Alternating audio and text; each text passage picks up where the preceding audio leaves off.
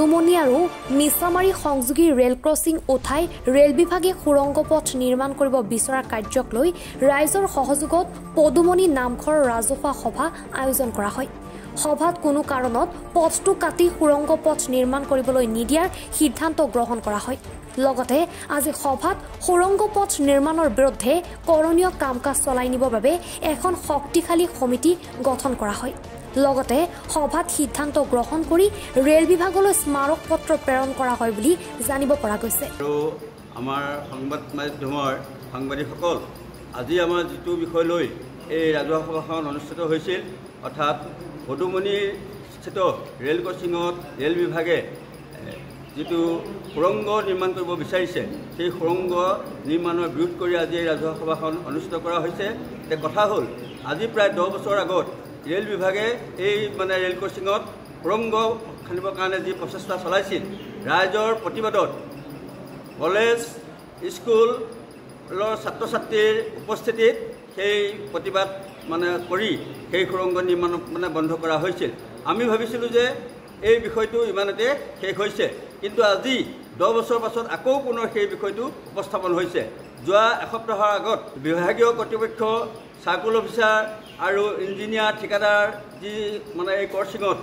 পৰিদৰ্শন কৰি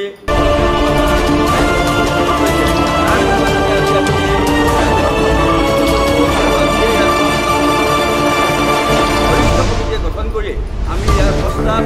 উন্নত কৰ্তৃপক্ষ অৰ্থাৎ জিলা আয়ুক্তৰ পৰা ধৰি আমি দিবলৈ সিদ্ধান্ত কৰিছোঁ। কোনো কাৰণতে আমি এই সুৰংগ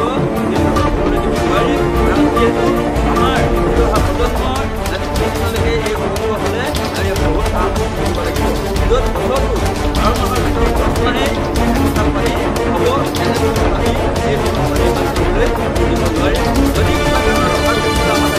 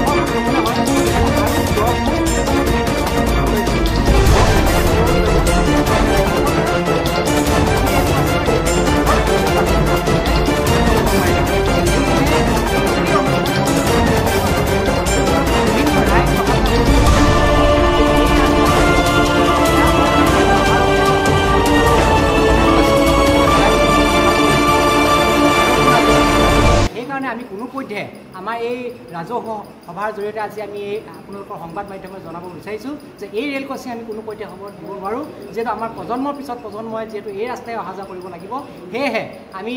আপোনালোকৰ জৰিয়তে মাননীয় মুখ্যমন্ত্ৰীক মাননীয় ৰেল বিভাগ তথা অসম চৰকাৰৰ সকলোকে আমাৰ ধেমাজিৰ সন্মানীয় বিধায়কক আমি আমাৰ লখিমপুৰ লোকসভা সমষ্টিৰ সাংসদ মহোদয়ক জনাব বিচাৰিছোঁ গতিকে ৰাইজৰ সুৰক্ষাৰ স্বাৰ্থত যাতে এই সুৰংগ পথটো নিৰ্মাণ